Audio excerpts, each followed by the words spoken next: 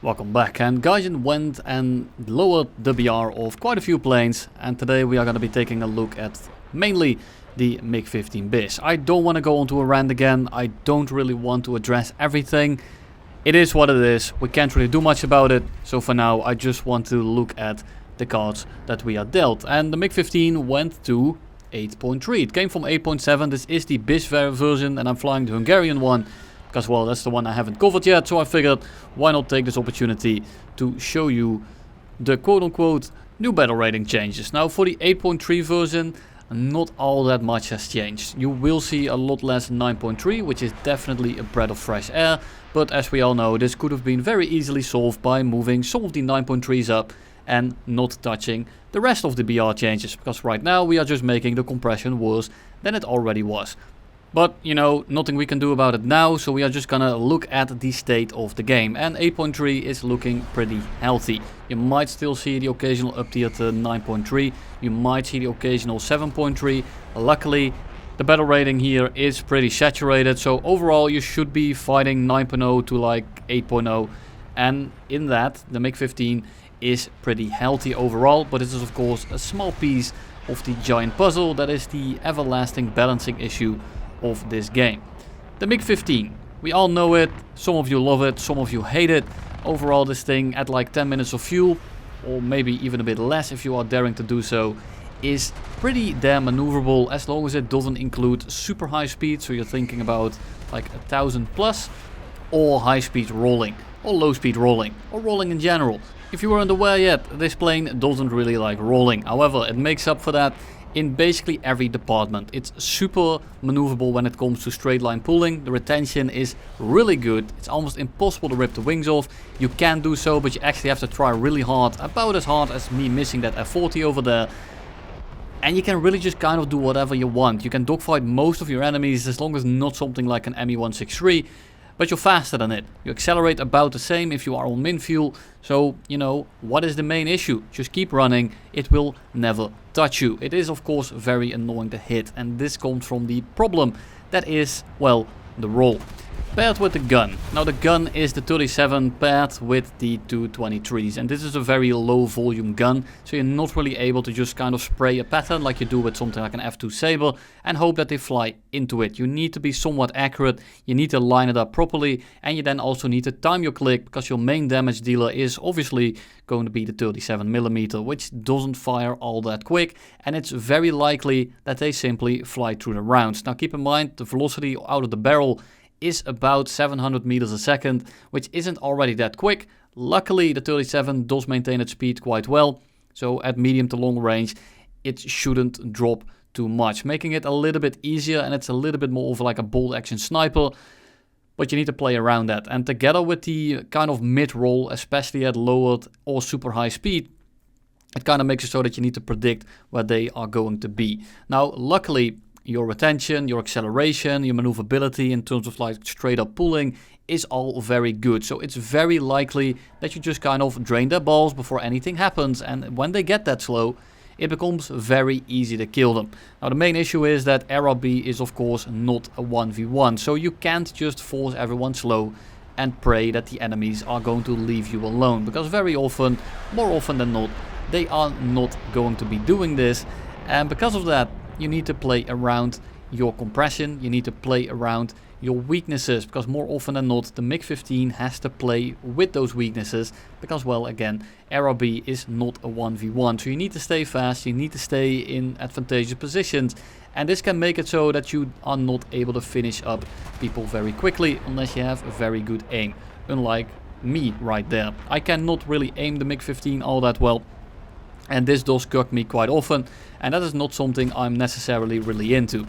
Head-ons are another weakness of this plane. You can hit them if you are familiar with the guns. It is definitely not impossible, but if they are dodging, if they are rolling around, and if they are trying to make it hard for you to kill them, it is very unlikely that you hit them in the head-on, unless you kind of predict where they are going, but most of us are not Nupuk, and props if you actually know who that is. So, we latch onto the A4E.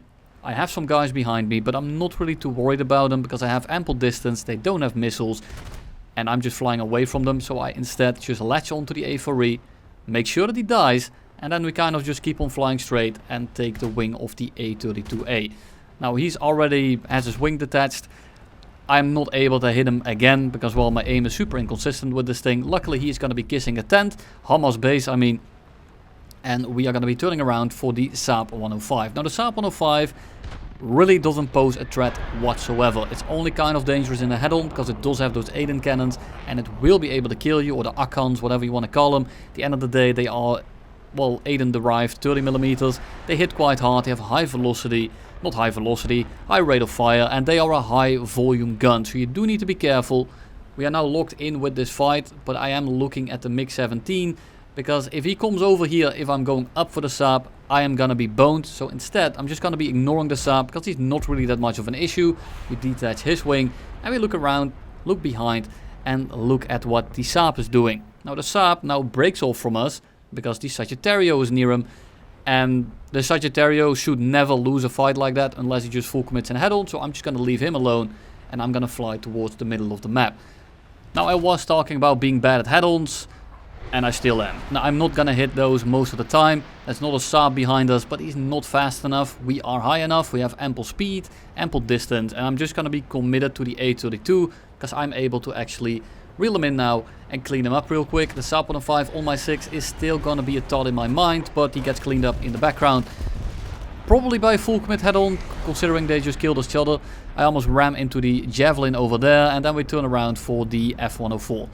You will still see these on occasion. Luckily, you now only see a maximum of 4, because, well, you have to be fully up-tiered to see them. They are 9.3, you are 8.3. And like 99% of the time, I'm not sure if it's actually hard-coded or if it's something that just kind of happens, you will only see maximum 4 planes that are a full BR higher than you. And because of this, even though this is again a 9.3 game and we are fully up-tiered, there is just a lot less of those 9.3s, making it a lot more flyable. The funny thing is, we have the Shenyang in the background, which is essentially a Lim-5B with PL2s and a 37 instead of an extra 23.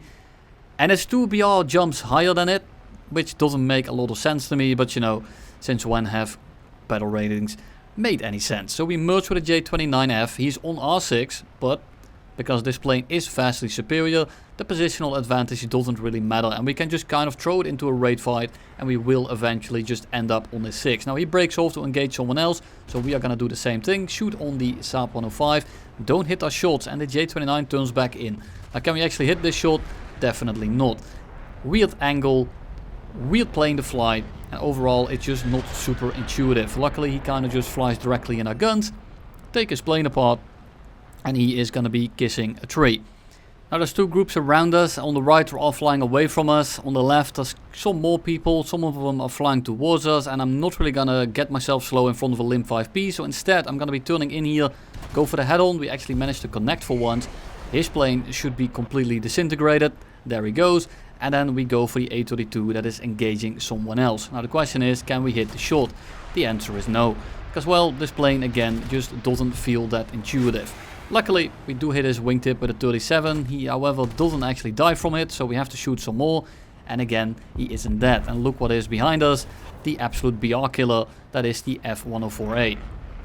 We have the Swift in front of us. We also have a Sable behind us. I'm not sure if it's the F40 or the F30 at this point. It is an F40, so we do want to treat it with actual some care, because that thing might be pretty scary in a dogfight depending on the fuel that he's running. But I mainly wanted to be careful of the Sea Vixen. And I know this sounds funny, because the Sea Vixen in the most cases isn't that much of an issue. But the Red Tops, if you are going slow and he has a dead ass rear aspect, you are going to die. There is very little you can do about it, especially if you aren't very fast. So I'm just trying to deny him the lock by turning into him and making sure that he is not able to launch the missile whatsoever. That thing is pretty fast, it has good acceleration, and he will be basically untouchable unless he makes a mistake. So I do want to keep my eyes on him in case he messes up, because if he gives me the opportunity, I will grab it with both my hands, and as per usual, we will start sucking on it. I want that guy out of the match because he's very annoying. It doesn't matter if he has bad aim, bad positioning, if he messes up the engagement, all he needs is a dead aspect shot or dead rear aspect shot, and we are probably going to be dying. He's also just quicker than us, so he is going to be super annoying to fight. Now luckily, he's actually busy fighting this Mig-15, and it looks like he might just stall himself out a little bit. So I'm gonna take this opportunity. We are gonna start sucking on it. And he kind of panics, he gives me a massive broadside and I still can't hit it. The Mig-15 is again not my type of plane. At least not when it comes to getting actual kills. I like flying it in terms of like stalling people out, having energy for days, being pretty maneuverable. Maybe it's not the fastest and maybe it is pretty easy to reverse at higher speeds.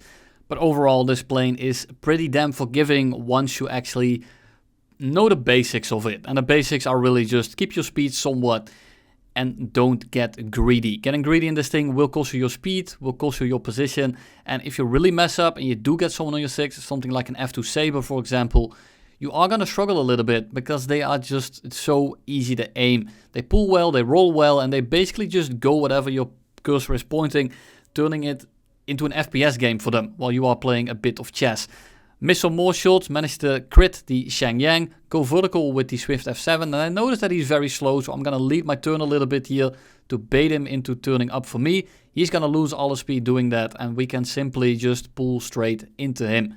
Now he is not going to be winning this fight, he's also just taking an absolutely horrible line. He kind of broke off there and he goes into a bit of a raid fight. I'm not sure if he's trying to run away, and at this point it looks like he isn't, he is simply going to pull straight into us. So we are going to cut him off. He's way too slow to do anything. The Swift F7 is a pretty easy shot here. We take his plane apart and we go for the next guy. Now we have the F40 coming in as well as the G91. And both of these planes I'm not too worried about, but together they can be pretty damn annoying. We go head on with the F40. We actually pilot snipe him directly in the head. And then there is a G91 R4. He is pretty slow. And this should be a pretty easy kill. We have 7 kills already, 5 rounds left. And of course the 16 23s, but I'm not expecting the 23s to do literally anything. So I'm going to be mainly focusing on the 37. Now we are on his 6, he's way too slow. But the G91 is just kind of small, we have some bad aim. Luckily we have 2 rounds left and he's about to pull directly in our guns. And we totally clap him out of the air. And then we go to the last game of today's video.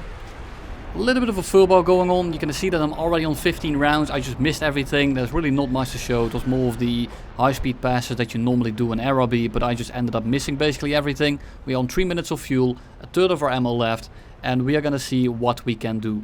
Now we have a J29F on our 6, and again, I'm not too worried about it. I just want to make sure that I set myself up so I can actually dodge him, so he doesn't just end up like 0.3 meters on my ass. He latches on, he turns around, he does a bit of an Immelman, he goes completely vertical, tries to drop down on us, but he is not a plane that I should worry about too much. He also breaks off to engage someone else. Instead, I'm gonna stick on this Mig-15 and see if we can actually take him out of the lobby. Now we one-tap his wingtip off, I almost commit to that roll and slam into his ass.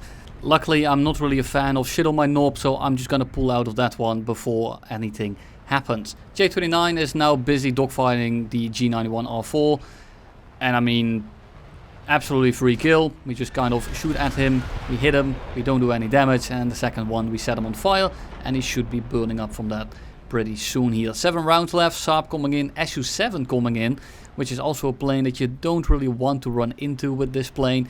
Now it is less annoying to fight than something like the F104, because the F104s are simply... they're also pretty easy to aim. With the SU-7, yes they are fast, yes they have nuts acceleration, but it's also a bit of a boat and you can actually punish it if they decide to maneuver a little bit too much. Now in this case he's not going to do any of that, instead he's just going to fly away to the edge of the map, maybe even to Narnia. So I'm not even going to worry about him. I don't have enough fuel for that anyway and he's too far away. We have the Saab 105 climbing, being relatively slow, and we should be able to just kind of latch on and absolutely shit in his mouth. Now the other Saab 105 was at altitude, decides to dive to the deck, so he is not going to be an issue anymore. Instead I'm trying to simply reel in the Saab, and because I'm so much faster, because I'm so much more maneuverable, we should have a pretty easy time here, just making sure that he doesn't see the next day. We hit him, doesn't do damage, hit him again, severe damage, he should be burning up. And now we have 3 rounds left, a little bit of a repeat of the last game where we got 12 kills off screen with 2 extra shells. What do? Well, not much. We have to fly into this direction, the Alpha Jet is taking off. We have the Hunter in the area, we have the G91 in the area, and the Saab 105 is just completely alone. So we are just gonna make sure to shit in his mouth on the way back to the airfield, because we do have to land, we don't have the fuel to stay, we don't have the ammo to stay. So on the way back home, we are going to make sure that this guy doesn't make it out alive. I'm just gonna take the shot. If I miss it, not really a big deal. If we do hit it, well, that's a free kill. So we're just kind of full send it after him. We are gonna get the shot here. Do we hit it? The answer is yes. After killing him, we are gonna go back to the runway. We take back off. We are on min fuel. This guy is just kind of oblivious, climbing straight into our path. So we kind of just pitch up for him. We take him out, and there's no fight going on. So I just got to the part where he dies. And I'm gonna use the end of this video to very quickly give you a little bit of a PSA. As you might have read on my community post, I changed my recording software. I changed my editing software, and so far I'm liking it. I just want to make sure that everything is up to standard, or at least a better standard than it was. I had massive lag spikes, I had massive frame drops, I had massive tearing, and everything just looked terrible overall. Now Friday I'm dropping a Sea Venom video where I'm gonna be talking about this at the end again, because I made that before the battle rating changes, but I thought that this was gonna be a little bit more relevant, so I decided to make another video for today. But keep in mind, everything is new. My editing is a little bit, well, it's not really up to par. I'm not really familiar with Premiere yet, so it might be a little bit shitty, but overall I'm liking it. It is a little bit unintuitive and it's kind of shitty to use, but I'm starting to learn the ropes, and it's proving to be a pretty damn good software, other than the absolute dog shit UI. Let me know in the comments what you think of the footage, if it looks any better or not. If so, yippee. If not, we have to look back into it. That's all I have for you today, so thank you all for watching, and you'll see me in the next one.